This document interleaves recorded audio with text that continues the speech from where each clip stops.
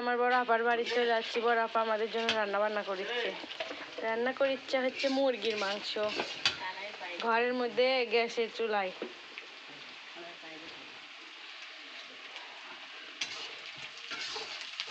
এই যে এদিকে তারা কাজ করছে, যেহেতু সে মিস্ত্রি তাই যে আমার বোনের বাড়ি দরজা লাগাচ্ছে।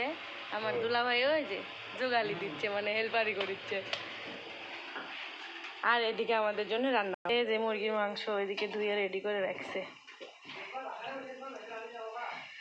মুরগির মাংস, তারপরে হচ্ছে ট্যাংরা মাছ, আরেকটা কি মাছ খেলাম, রুই মাছের মাথা। তো আমি আইসেই খাসি।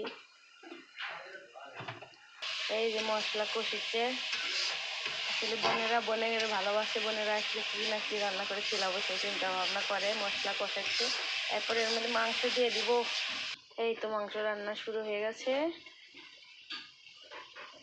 মাংস রান্নার পরে কীরকম কালার এসলো এটা পরবর্তী ভিডিও দিব।